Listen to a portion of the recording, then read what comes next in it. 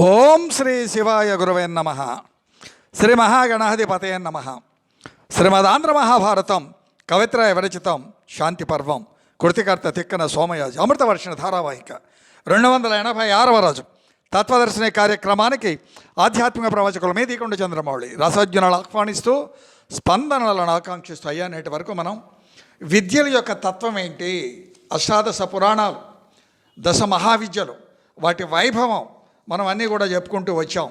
అంటే ఋగ్వేద సామ అథర్వేదములు 4 వేదాలు, చతుర్వేదాలు, శిక్ష, వ్యాకరణం, ఛందస్సు, నిరుక్తం, జ్యోతిష్యం, కల్పం అనవి 6 వేదాంగములు, మొత్తం దశ విద్యలు, దశ మహావిద్యలండి. పురాణం, ధర్మశాస్త్రం, న్యాయం, పూర్వోత్తర మీమాంస, ఇక్కడికి 14 విద్యలు అయ్యాయి.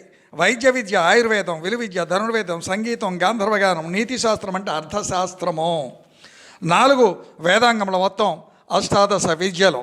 వీటిని శివుడు ముల్లోకముల యొక్క హితము కొరకు మేలు కోరి సృష్టించాడని చెప్పుకున్నాం.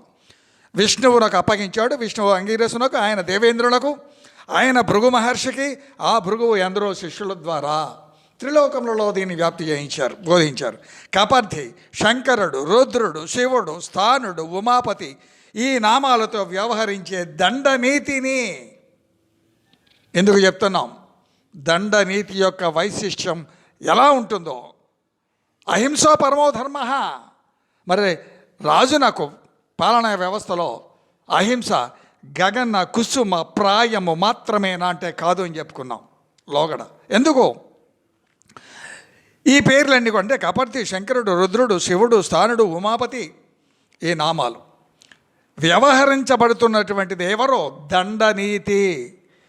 ధర్మంగా దీన్ని రాజు అవలంబించాలి, పాలించాలి. ధర్మానుష్ఠానపడినటువంటి రాజునకు ఇహపరలోకములు లభిస్తాయి, లేదా పతనం అవక తప్పదన్నాడు భీష్ముడు. అంతటి వాడు ధర్మరాజునకు. ఇందులో ఉన్నదే ఎక్కడైనా ఉన్నది, ఇందులో లేనిది ఎక్కడైనా లేదు. నిర్ద్వంద్వంగా చెప్పవలసినటువంటి అవసరం ఉంది. కనుక నేటి పాలనా యంత్రాంగం, పాలనా వ్యవస్థలు ఎలా ఉన్నాయో ఆలోచించే ప్రార్థన. కేరళ కావచ్చు, కర్ణాటక కావచ్చు, బెంగాల్ కావచ్చు, పాకిస్తాన్ కావచ్చు, భూమండలంలో ఎక్కడైనా సరే మీరు అన్వయించుకోవచ్చు.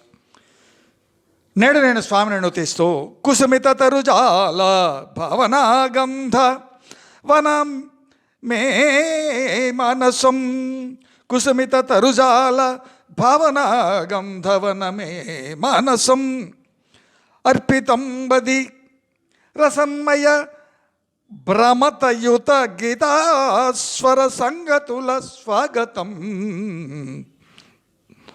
సమర్పితం పసిడి మిసన్మణి విమలహారభూషిత నాగయుపవీత ఘనమీశ్వరం.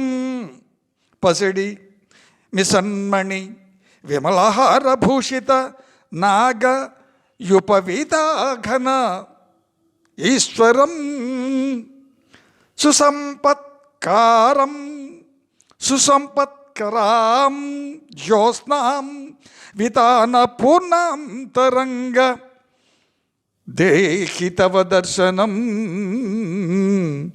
దేహి తవ దర్శనం. స్వీయరచనగా స్వామిని నుతిస్తూ అయ్యా నేటి కార్యక్రమంలో భీష్ముడు ధర్మరాజునకు దీర్ఘదర్శి మొదలుగా మత్స్యముల యొక్క తెరంగెరింగించుట దీంట్లో ఉన్నాం.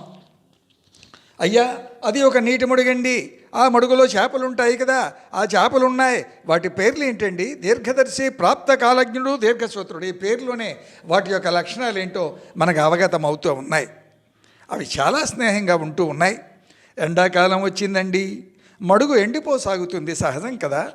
ఈ నీరు ఇక ఇంకిపోతే ఇందులో చిక్కుపడిపోతాం కదా, అది ప్రాణాంతకం అవ్వు కదా. కాబట్టి ఈ తరుణంలోనే మరొక పెద్ద చెరువులోకి మనం అందరం కలిసి వెళ్ళిపోదాం, అది మనకు ప్రాణ సంకటం నుంచి నిలవరిస్తుంది అన్నది దీర్ఘదర్శి.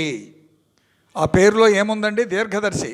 భవిష్యత్తును దర్శించి తను మాట్లాడుతూ ఉంటుంది. ఎవరైనా దీర్ఘదర్శులుగానే ఉండాలి. అంటే కర్తవ్య నిష్ఠతో భవిష్యత్తును, కార్యకారణ సంబంధిత ఫలములను దర్శించగలగటమే దీర్ఘదర్శి. తన మిత్రులనేటువంటి చేపలతో అంటే ఆ మాటలు విన్నాయి, ఆ మిగతావి 3 చేపలలో ఒక చేప ఆ 2 చేపలతో దీర్ఘదర్శి చెప్పింది. చెప్తే అంత ప్రాప్త కాలజ్ఞుడు అంటే ఏ సమయానికి ఏది ప్రాప్తిస్తుందో దాన్ని స్వీకరిస్తాడు, ముందుకెళ్తాడు. ఏది సంభవిస్తుందో దాన్ని తీరుతెన్నులు తెలుసుకోవాలి. ఏది ఎప్పుడు ఎలా సంభవిస్తుందో కదా మనం ఎరగం కదా. ఏమరపాటు లేక ఉపాయంగా అప్పటికి ఆ పని సాధించాలి అన్నది. అంటే అప్పుడుకు చూసుకుందాం, కాస్త తెలివితేటలతోనే వ్యవహరిద్దాం, ఇప్పుడే ఎందుకు కంగారు. ఇది ప్రాప్త కాలజ్ఞుడు అంటే ప్రాప్తాలు దైవాధీనాలు, వాటిని తప్పించలేం. ఇంతవరకు బాగానే ఉంది. కానీ దీర్ఘదర్శి భవిష్యత్ ప్రణాళికతో జీవుడు జీవించాలి కదా. అది లేకపోతే ఏమవుతుందంటే ఆపదల పాలు అవుతారు. భగవంతుని యొక్క ఆశీర్వచనం లభిస్తే బ్రతికి బట్టగడతారు, లేకపోతే వెళ్ళిపోతారు. ఏమరపాటు లేక ఉపాయంగా ఆ పని సాధించాలనుకున్నది అన్నది. ఇప్పుడు దీర్ఘసూత్రుడు ఇతరేంటి, ఇతని ఆలోచనలన్నీ కూడా బహుదీర్ఘంగా ఉంటాయి. ఎందుకంత తొందర? ఈ మడుగు ఎండిపోయిందా ఏమిటి? ఇందుట్లో నీళ్లు ఉన్నాయి కదా, సముద్రం లాగానే ఉన్నది కదా. ఇది అవసరాన్ని బట్టి అప్పుడు చూద్దాం, ఇప్పుడే కంగారు ఎందుకు. ఇది దీర్ఘసూత్రుడు. వీళ్ళ మనస్తత్వాలకి ఆ పేర్లను మీరు అంచనా వేయండి. దీర్ఘదర్శి ఈ చెరువునే ఉండటం క్షేమకరం కాదు అని అనుకున్నది. తన ప్రాణాలు తను రక్షించుకోవాలి కాబట్టి దాని దారి అది చూసుకుంది. ఆ నీరు మెల్లిగా పారుతూ ఉంది. ఆ పారే జాలులో పడి ఒక పెద్ద చెరువుకు చేరుకుంది, బ్రతికిపోయింది. మిగతా 2 చేపలు ఆ మడుగులోనే ఉన్నాయి. కొంతకాలానికి చెరువులో ఆ నీరు, పారే నీరు ఆగిపోయింది. నీళ్లు ఉన్నాయి కానీ పారే నీరు ఆగిపోయింది.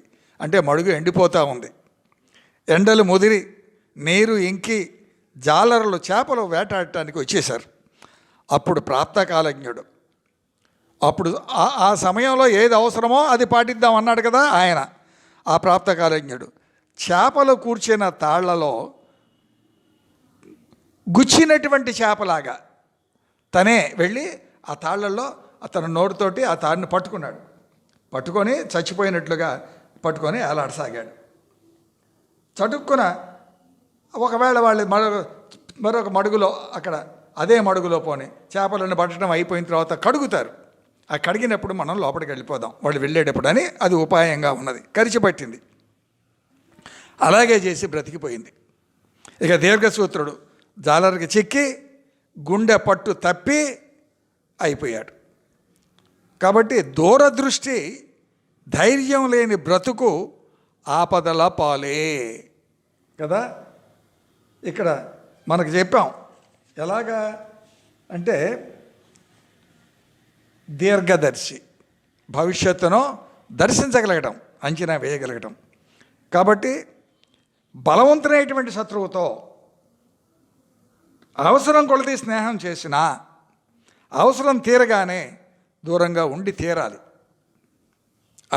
అలవి కాని చోట అధికులమనరాదు. మన పూర్వం పెద్దవాళ్ళు ఈ నీటి సూత్రాలు చాలా చెప్పారు. దౌర్భాగ్యం ఏంటంటే తెలుగు మనం చాలా చిన్నచూపు. తెలుగు భాష అంటేనే తెలుగు చెప్పేవాళ్ళు ఉండరు, చెప్పితే వినేవాళ్ళు ఉండరు. ఆ పక్కన బారేస్తారు, ఏదో మొక్కుబడికి చదువుతారు, పాస్ అయ్యామనుకుంటారు, ఉత్తీర్ణత. 10 నిమిషాలు తెలుగు మాట్లాడితే 5 నిమిషాలు ఆంగ్ల పదాలే. అది ఇప్పుడు చాలా గొప్ప. అవసరం తీరగానే దూరంగా ఉండాలి, లేకపోయినట్లయితే ఆపదలు తప్పవు. ఎవరిని అతిగా నమ్మరాదు. అతి సర్వత్ర వర్జేయత్. ఇతరులు తనను నమ్మే విధంగా ఉండాలి, తాను వారిని మాత్రం నమ్మరాదు. ఇది పైకి తెలియనియరాదు. అంటే గోప్యంగా ఉండాలి, నిగూఢత పాటించవలే. ఒకానొకప్పుడు బ్రహ్మదత్తుడైనటువంటి ఓ రాజు ఉండేవాడయ్యా. ఆ పట్టణంలో మాటలు నడిచినటువంటి గోరువంక కూడా ఉండేటిది. ఒక కథ చెప్తా ఉన్నాడు ధర్మరాజు. దాని పేరు పూజని. దానికి ఓ పిల్ల గోరింక ఉన్నదండి. ఆ పిల్ల గోరింకకు ప్రతిదినం తీయని పళ్ళు తీసుకొని వచ్చి, మాతృహృదయం కదా, పెట్టి పెంచుకుంటా ఉంది.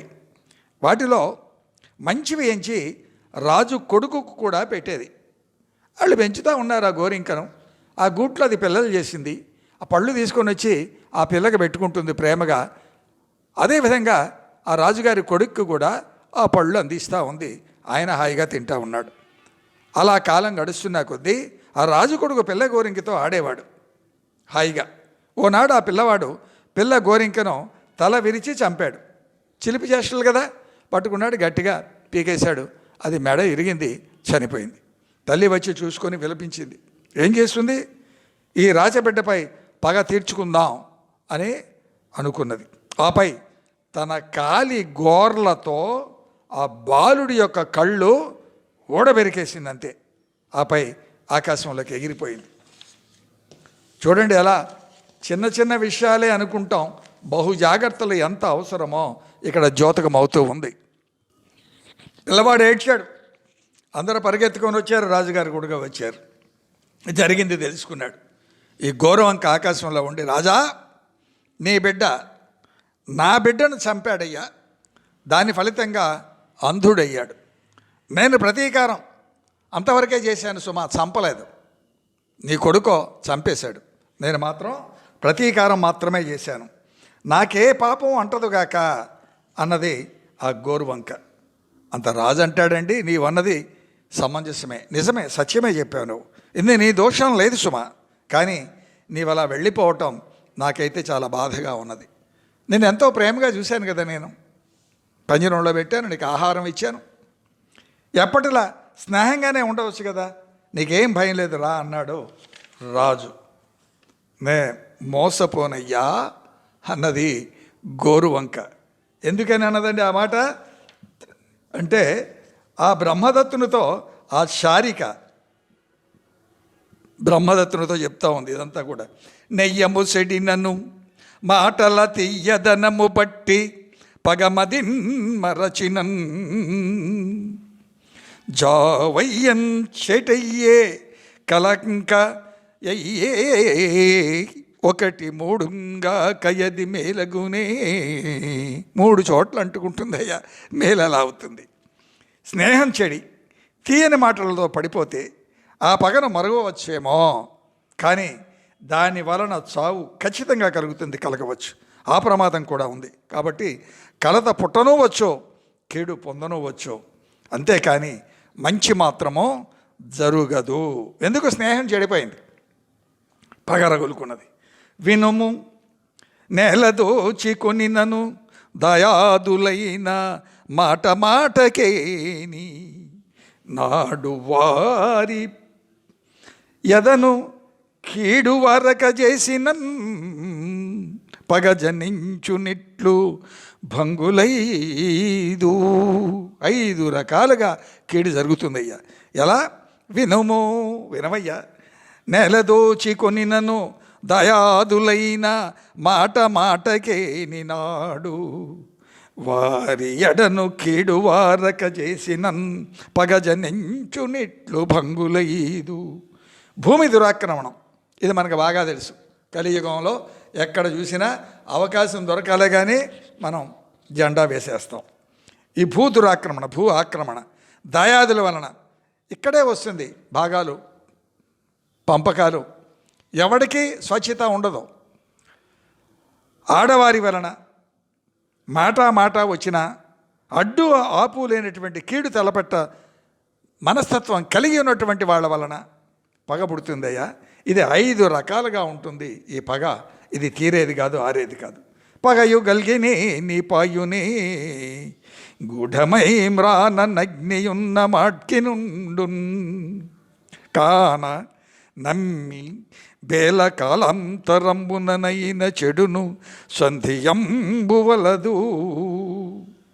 పగంటూ పుట్టిందా ఓ పట్టాన పోతుందా? పోదు కదా. అది చెట్టు త్వరలో దాగి ఉన్నటువంటి అగ్ని వల్ల మనస్సును అంటిపెట్టుకునే ఉంటుంది. అవకాశం వచ్చినప్పుడు రాజుకుంటూనే ఉంటుంది. కాబట్టి నమ్మినటువంటి వెర్రివాడు చెడిపోక తప్పదు, సందేహం అక్కర్లేదు. నీ మాయ మాటలు నేను ఎలా నమ్మగలను? ఇవన్నీ నీతి సూత్రాలు కదా. జననీ జనక సహోదర తనూభవుల సఖుల నమ్మందగదని నను నెమ్మనమున పగగలవారులంచనుని నమ్మంగ విడువు చతురవచనముల్. అయ్యా ఏమంటుందండి? జననీ జనక సహోదర తనోభవుల సఖుల నమ్మదగదని నన్ను వాళ్ళనే నమ్మటానికి వీల్లేదంటుంది శాస్త్రం. నెమ్మనము నన్ పగగలవారలన్ చనునే నమ్మంగా విడువు చతురవచనముల్. ఎందుకయ్యా ఈ మాటలో అటు జననీ జనకులు, తోబుట్టువులు, కన్న సంతానం, స్నేహితులను కూడా నమ్మరాదు ఆయా సందర్భాలను బట్టి. ఇదే నీతి శాస్త్రం చెప్తా ఉంది. కాబట్టి పగజని దీన్ని అడ్డం పెట్టుకొని తల్లిదండ్రులను అవమానించడం, కడుపున పుట్టినటువంటి వాళ్ళని ఒక్కొక్కరిని ఒక్కొక్క రకంగా చూడటం, ఎక్కడికక్కడికే వెంకటలక్ష్మి అనకూడదండి. ఇది ఎందుకు చెప్పారు అంటే ఆయా సందర్భాలలో సందర్భ శుద్ధి కలిగినటువంటి వ్యాఖ్యానం అవసరం. అంతే తప్ప అన్నిటికీ ఒకే మంత్రం తగదు. నీతి శాస్త్రం అంటూ ఉంది పగ జనిస్తే, ఒకవేళ పగంటూ కలిగితే. కాబట్టి మనసు నిండా పగే ఉన్నటువంటి వాడికి నమ్మవచ్చున. తల్లిదండ్రుల దగ్గరే పగ వస్తే నమ్మటానికి వీల్లేదు, జాగ్రత్తగా అనుమానంతో వస్తుంది, జాగ్రత్తగా ఉండాలి. కాబట్టి ఏలనయ్యా నీ చతుర్వచనంలో వీడితో ఈ విధంగా నువ్వు చెప్పడం పడియే. స్వస్తి ప్రజాభ్య పరిపాలయంతాం న్యాయేన మార్గేణ మహిన్మహీష గోబ్రాహ్మణేభ్య శుభమస్తు నిత్యం లోకా సమస్త సుఖినో భవంతు. ఏదే సర్వం శ్రీ సీతారామచంద్ర చరణారవిందార్పణమస్తు. ఓం శాంతి శాంతి శాంతి. అయ్యా శివాజ్ఞగా శ్రీ వెంకటరామ నారాయణులకు సమర్పించబడుతున్న ఈ కార్యక్రమాన్ని ఆదరించే ప్రార్థన. శ్రీ రామాచార్యులను సబ్స్క్రైబ్ చేసి ఛానల్లోనే వినమనం యూట్యూబ్లో. గడప లోపడకడం గడప దాడితే హిందవడం ధర్మో రక్షతి రక్షిత. ఆచరణతో ధర్మం రక్షించబడుతుంది, నినాదములతో కాదు సుమా. సీతారాం.